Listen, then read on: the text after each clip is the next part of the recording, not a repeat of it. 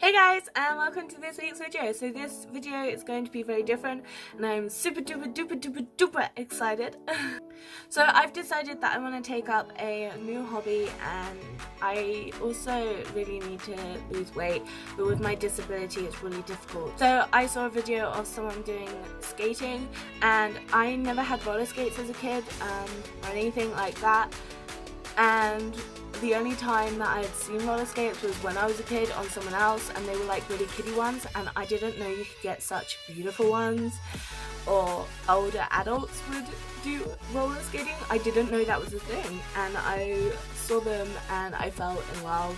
Obviously, because of my weight, the first thing that I checked was, can plus size people roller skate, and that is a yes. However, the only thing is, when picking out my roller skates, I did struggle a lot because a lot of them have a maximum weight of like 100 kilograms for my size feet. Also, I am plus size legs, obviously, because everything's plus size, but also I have wide feet. And it was just really difficult trying to pick my pair, but I decided to eventually go with the rookie artistic skates in white because I wanted to paint them. But this was kind of like my budget skate at the moment. So that's the one that I decided to go with. I believe it cost me £80, something like that. Something around £80, and it was supposed to arrive on the 13th, but actually it arrived today, which is the 9th of October. So it arrived quite early, and I didn't have to pay next day shipping, so it was 2 days. So I have my skates now. I haven't taken them out of the box. I thought I would kind of unbox them for you. But I do want to say I might have a few skating videos on my channel. However, a lot of my skating stuff will be on my new Instagram. So I have my old Instagram for my business, but this one's kind of like a personal skating Instagram. But Heavy to me says good quality. Yeah, let's open. Skate Hut just had some really good reviews, so I knew that I could rely on them. So this is what the box looks like. It's super duper cute. It's got like little skates on it. Oh my god. Oh my god. Okay. Oh my god, these are so cool. They're really heavy. I've been watching so many videos, like hundreds of videos, and seeing other people unbox them, I was like, oh, they look awesome. But when you actually get them for yourself, it's they are awesome.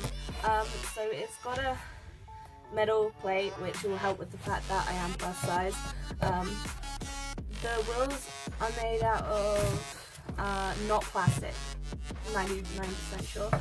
And we got a toe stop. I can't remember if it's adjustable, but I will put a list of everything it has here. I decided to go with white rather than black because I know that, especially for beginners, you're gonna scuff it a lot and the paint will come off, and normally behind the paint it's white. So I thought if that happened with white, you wouldn't see it as well. So fingers crossed that hides any scuff marks that I'm bound to create. But when it comes to the painting, I'm like gonna add little designs to the top bit, the bits that won't get scuffed. So hopefully they should last a while. They look so professional compared to when I saw, like, you know, the kids' plastic ones. Let's see if we can get a better view. This is what they look like. The wheels seem to be spinning fine at the moment, and it's got like the little R here for rookie, and it just all looks really professional, and I love that. So let's test the wheels. Okay, they spin, but not the best. Yeah, these ones don't spin too well. So what I'm gonna do is loosen the wheels. And I only know this because I did like weeks worth of researching. Yeah, same on this side. But it's not wobbling, so I guess the only thing I have to do is the wheels. Day 1, I started practicing on the grass because it's kind of like a carpet and it doesn't work as well. So I wasn't slipping, I was able to kind of get the gist of having wheels under my feet. Then I put this camel hump on slash pillow just because I didn't want to fall on my bum. So yeah, I was just kind of practicing going backwards and forwards and like practicing my balance, all of that kind of stuff, trying my best, and the dogs kept getting in the way. So that became difficult. Yeah, after a while the grass became less slippier, so more stiff, if that makes sense.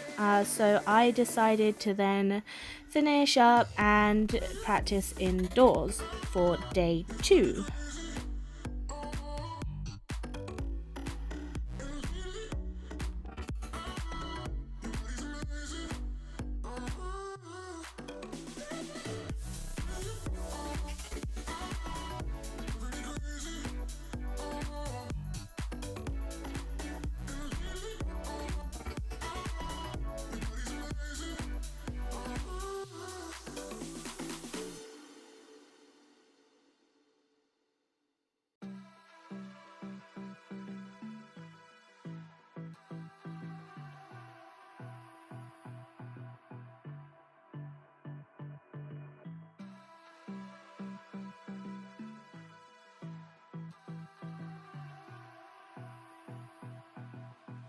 Day 2, and I was hurting quite a bit because, well, I haven't used these muscles in a very long time.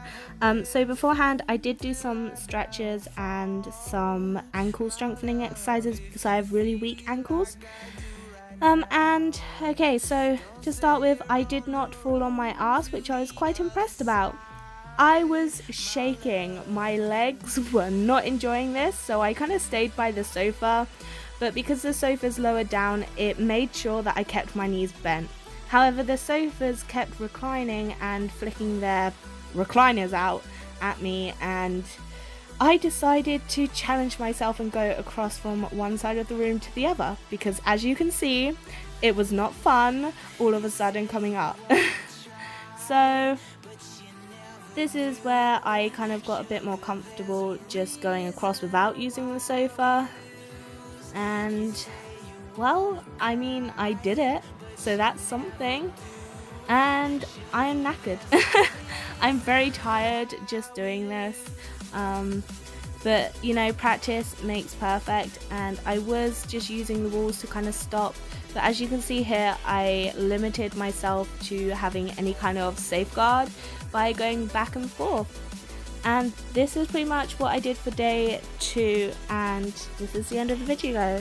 So I hope you guys enjoyed, and I'll see you guys next time. Bye!